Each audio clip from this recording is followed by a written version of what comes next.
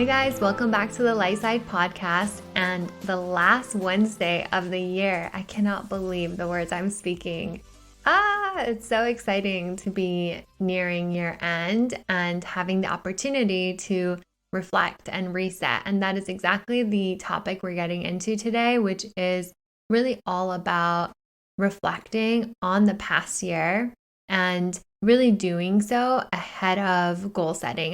I had the topic of this episode in mind for some time to be towards the end of the year because I think it's so fitting. But what I didn't realize was that it coincided with the full moon in Cancer, which is a really great nurturing energy to journal and reflect with. I always love the synchronicities that happen with the planetary alignments and our everyday life here on Earth. And honestly, and actually a lot less often than it sounds because we really only speak of them when they happen, so they seem super frequent. But for instance, last year, the full moon energy around this time of year was not as harmonious. And so it gets to be even more exciting because the energy is supportive of doing the reflections. It allows us to tune into our emotions and be able to really be honest and true with ourselves about our needs and where we're at with the full moon energy. Especially with the full moon being in the sign of Cancer,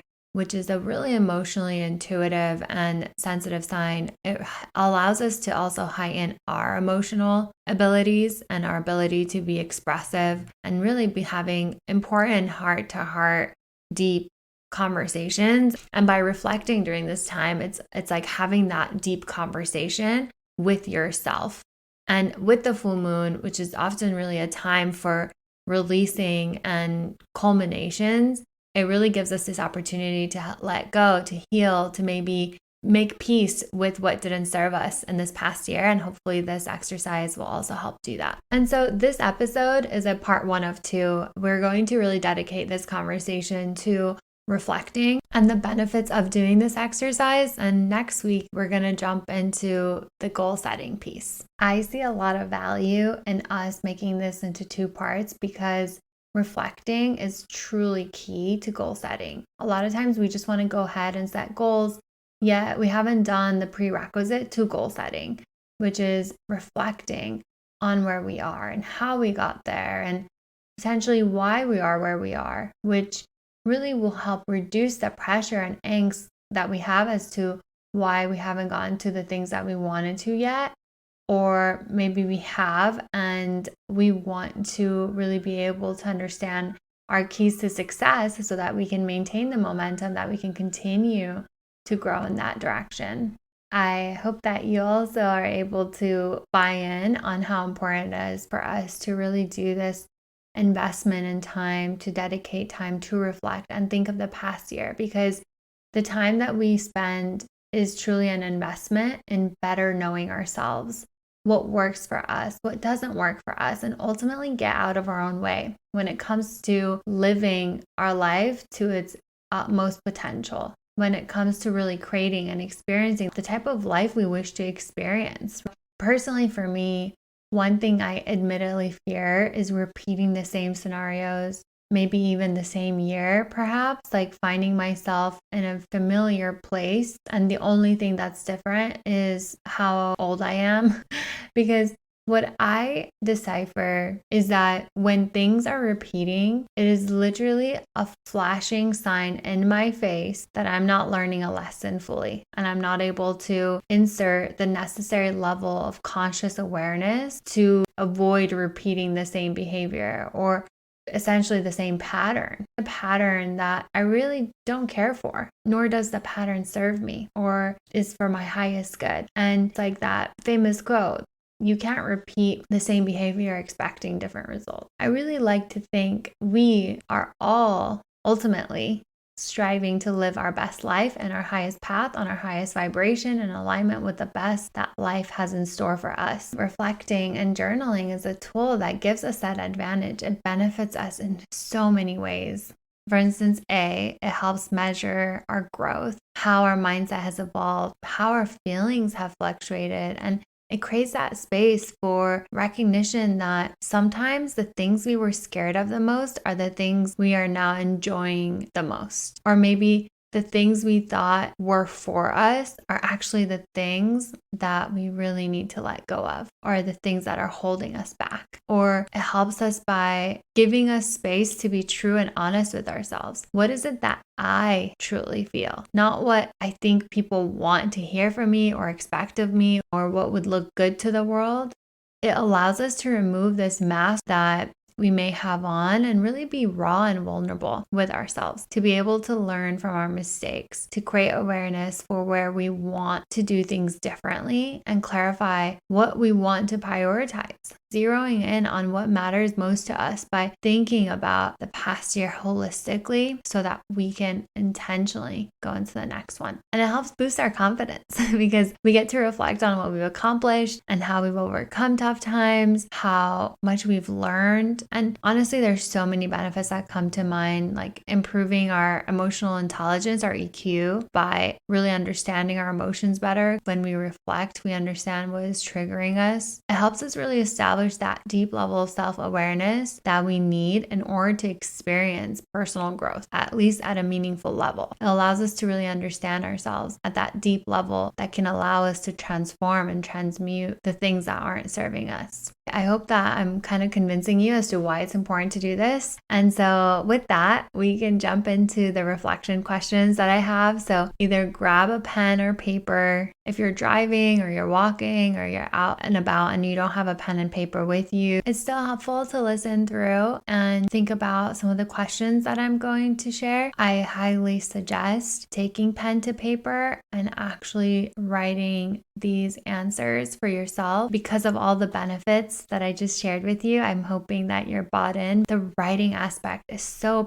powerful. So much comes up when we start writing. Your stream of consciousness is very wise. And unless you put pen to paper, you're not giving it the medium to reveal itself to you. So I highly suggest writing down and journaling and reflecting on the questions that I'm about to share. I hope that you find them helpful. Let's get started. As I go through the questions, feel free to pause if you want to think about it and reflect, or if you have a pen and paper and you're writing. And I'll try to cue for them, but feel free to pause and resume as you need.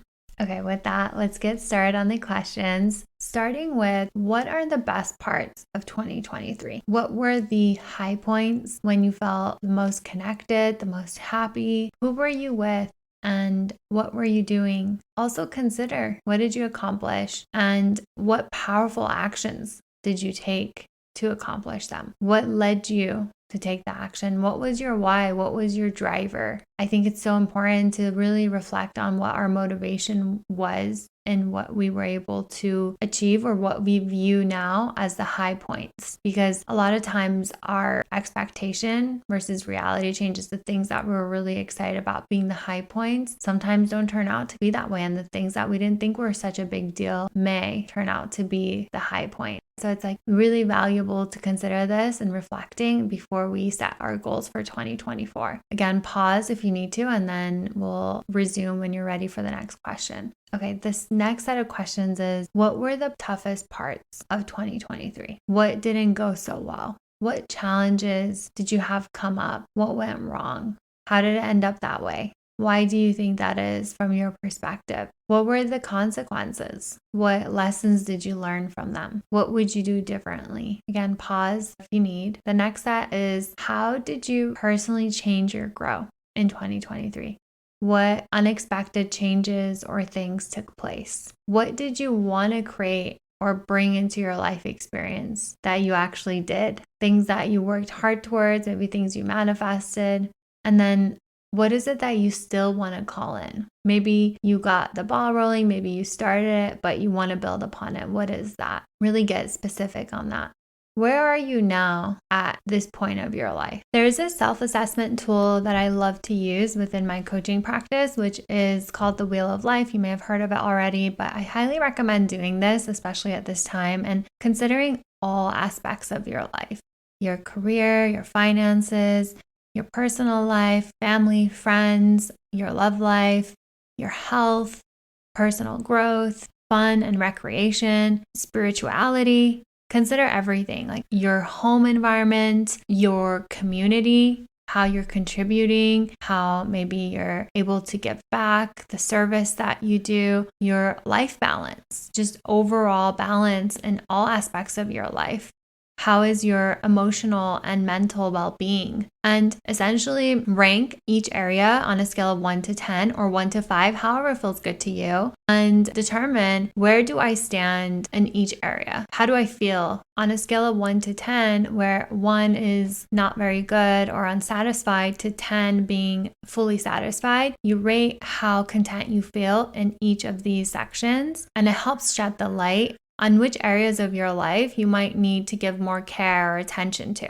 Like, where do you want to invest your time and energy? And typically that would be in the area of your life, which is basically the lowest score. This helps give you this 360 visual on which areas of your life you want to focus on more. Essentially, where you want to invest your energy and time in to introduce balance. And ultimately, it's going to come down to what's most important to you and what you value, because it's going to take your investment and energy, which we'll dive into more detail on next week's episode. And the next question is, what is it that you want to change?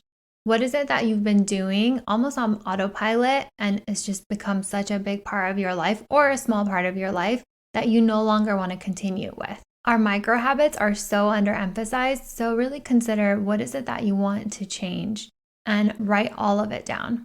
Writing it down gives us a great sense of accountability and also helps when you're doing this exercise next year. This exercise can do so much for us in so many different ways, and most importantly, helping us get clear, but also being able to celebrate ourselves and recognize where we still have work to do, which we all do. Like, I think what's so valuable is recognizing that all of us are on this journey of constant growth. It's ever evolving. I personally don't know if it'll ever end. We continue to master and we continue to dig deeper. We continue to unlayer the onion. And so it's a journey. And I love having this point of reflection and a way in which we can look back and actually recognize how much we have changed, how much we have grown. And especially because our lives can get so busy and we almost get used to the things that we have done and it becomes super normal to us. Whereas it's important to be able to recognize, wow, I'm living the things that I wanted to do, and pat yourself on the back and recognize how incredible that is to actually do. And then also being easy on ourselves too.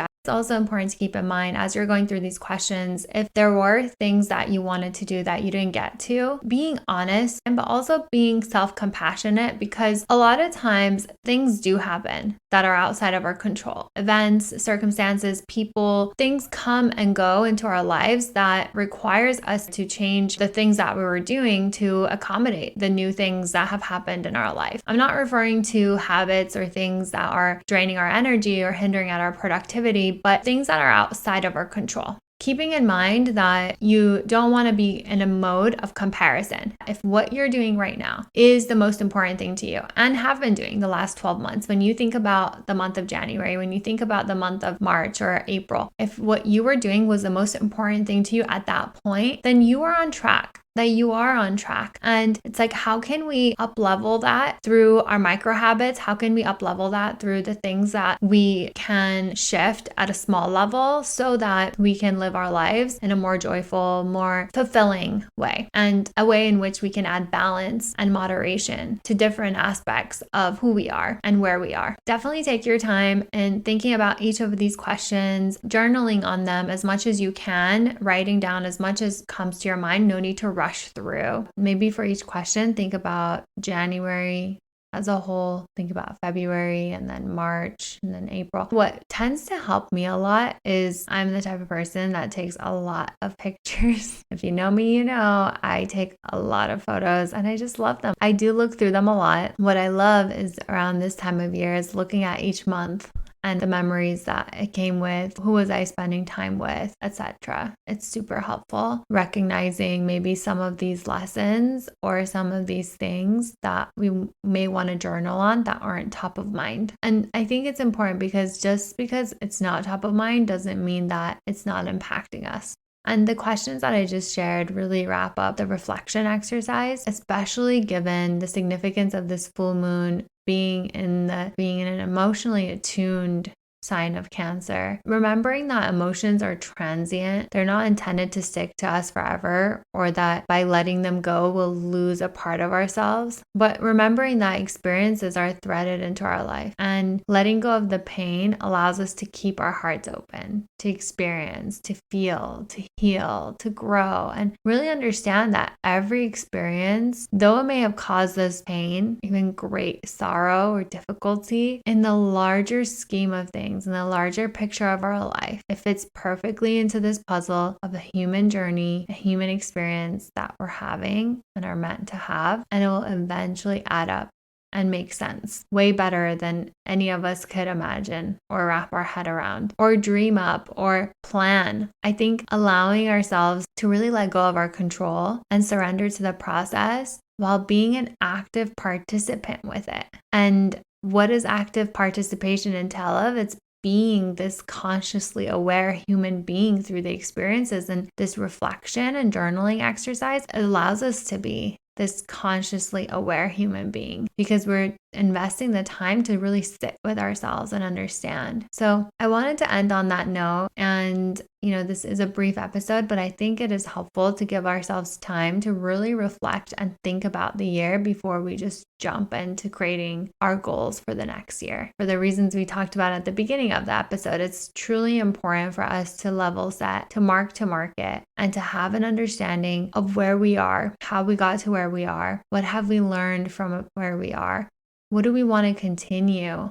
What do we want to let go of? What is it that brings us the most joy? What were the high points that I want to experience again? And then really learning what didn't work out for us, why we didn't accomplish the things that we wanted to, gives us such an advantage setting up ourselves for a great year. That's ultimately what we're trying to do. We're trying to set ourselves up to have a really great year. So I hope that this helps you in really holistically thinking about your life. Our reflections truly guide us in setting meaningful goals and intentions for the coming year. So I hope you're excited to set our goals together on next week's episode. And I'm really happy to come to you guys every week now. It feels really good. I feel like we're gonna deepen our relationship in 2024. I'm so excited for you to do this journaling exercise. And I would love to hear your thoughts, any key lessons, reflections that you have on the past year that you want to share that you think others will find valuable and helpful too. I'd love to share it on my Instagram. Feel free to DM me or email me at hi@charlottesheart.com.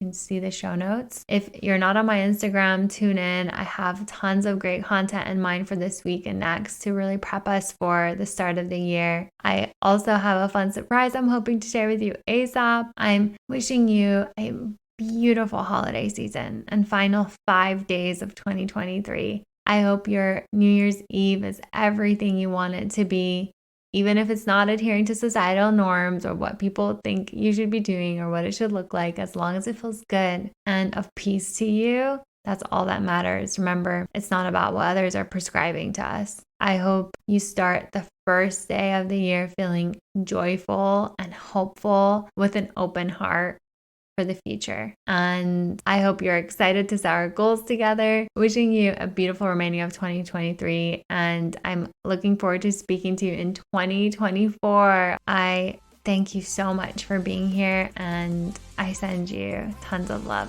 Until next week. Happy New Year!